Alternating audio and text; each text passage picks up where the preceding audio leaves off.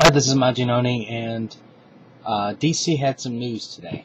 The first thing that they announced was 6 titles were going to be getting the axe as of issue 8, so you have up until, I believe, around April. And they also announced some new titles that are coming out. Now, to get the axe is Mr. Terrific, Static Shock, Blackhawks, Men of War, Hawk and Dove, and OMAC. Now, I am disappointed about OMAC getting canceled, because even though I'm a little bit behind on OMAC, I thought OMAC was an interesting look at a new way of doing comics, like for DC, I guess you can say. It's very Kirby-esque, it's very Hulk, Marvel-like, and it was different. You know, it's a new take on OMAC, which I got really sick and tired of the OMACs under, the 52 and stuff like that. But I thought this character was interesting, and the art was interesting. Everything about it was fresh, so I appreciated that and I liked it. Apparently, not too many people out there did, and it's getting the axe, which is a shame. I knew this was going to get canceled, Hawk and Dove. Rob Liefeld is a horrible creator. I'm not taking away anything that he did to, for all of his positive things, with Extreme Studios, how he basically became one of the biggest superstars of comics. But, the extreme style might have been popular way back when, but it's, you would think that he would learn how to draw at some point in time from, when at least 10 or 20 years he should have been able to draw, and it's horrible. This was a horrible book. It was just an excuse for Rob to draw faces that are constantly constipated, and they were just horrible. It's a horrible. I get, part of me almost seemed like DC was trying to play the game of, well, either this is going to be a fantastic book where all the extreme fans that love Youngblood will all come out of the woodwork and support Hawk and Dove. Plus, we can, say in the press, Rob Liefeld is back on Hawk and Dove after he, this is his second time around from that one time where he relaunched the book way back when. Or it's just going to be a horrible failure, and unfortunately for these two characters, it was the horrible failure. Now, Minute War was a horrible book. Horrible art, horrible story, horrible. This is just a disaster. And my guess is what they were basically doing with this book is trademark and copyright protection. And I'm going to go a little bit more into that in just a little bit later. But that's my guess of what this book was all about. I don't think DC had any intention of making it last as, up to a year. I mean, my guess was the minute I saw this book, actually looked at it, I knew that this was going to be bound for failure, and they gave it no attention, no love, no nothing. I mean, the fact that you have a very artsy cover and that it's clearly, Photoshop rock name tags. I'm like, come on. Next up was Blackhawks, and Blackhawks is another one I think was copyright trademark protection. I don't think they necessarily needed to do that because of that one girl that's been in Birds of Prey. But I think there was at least some attempt at making them more viable for the future, because they made them the super spy team and things like that. They probably looked at S.H.I.E.L.D. and G.I. Joe and said, well, geez, that's popular, so why can't we have something like that? And, yeah, this was failure, too. I don't know where this thing went wrong. I just know that when I read it, I was completely not interested at all. The art was better than Sergeant Rock, but it just... I think there were just too many characters, nothing that you can get attached with, and it was just... Now, Static Shock's another one that I'm really disappointed with getting canceled. I like the concept of the character. I like the fact that, they took him from Milestone, and then they were bringing some of the Milestone characters into it. I was really hoping that, even though sales were low, that they would have still given it a little bit more love, and then over time, it would have developed into at least a middle range book. But apparently, they're not even willing to wait that long. And I don't know. I think maybe under a different creative control might have been all it needed. But this was a disappointment that they canceled. Mr. Terrific. Oh, this was Mr. Horrible. This was just an abysmal failure. Under the JSA, under the old DC, I don't want to say I liked Mr. Terrific a lot, but at least I said, he's an interesting character. You don't really see he doesn't shine, but yet he's, likable.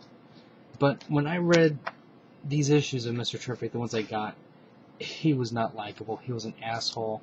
I hated it. The more I read the book, the more I started to hate the character, Mr. Terrific. This book, I think, damaged severely the brand image of Mr. Terrific. And there is absolutely no way, shape, or form DC will ever get me to buy another Mr. Terrific book if in the future that they decide to relaunch it. And the fact that they're coming out with a new JSA book, if he's in the book, it's already leading me towards the fact that I don't want to even buy that book. That's how much I dislike this character. He's too much like a Tony Stark asshole ripoff. And, Tony's a jerk, but this guy just took it to a whole new level. And I understand that part of the problem was he was being mind controlled for a little bit, but he just isn't an interesting character. It's like basically instead of putting good into him, they just put in bad, and they try to make him edgy or something. But no, this is definitely horrible. Now, for the new books that are coming out, we have Batman Incorporated. That's going to be a huge seller because that's going to be Grant Morrison, and then they're doing the Batman thing. Then there's Earth 2, which I mentioned earlier, which is going to be the detailing the life of the JSA as they collide with other worlds. So I'm like, oh, this is I hate this 52 nonsense with 52 parallel worlds. I don't understand why they just keep doing it. The more they do, it just gets confusing and it just gets it's craziness. I liked it better when everything was just one cohesive world and everybody just got along in that one world, rather than having 52 worlds floating around and you have 52 Supermans, 52 Wonder Womans, and all that other nonsense. Because then technically that would mean, yes, the old DC universe is still there on another world and they're not giving it to us, for better or worse. Next up is World's Finest. Now, this one is probably going to get a little bit more love with it because George Perez is illustrating it, and it's detailing what's going on Earth 2. Next up is Dial H for Hero. I think they're just going to call it Dial H. Now, this one, I don't know. Dial H is a concept that might have been popular, in the 70s or so, but I don't think it's popular now. I don't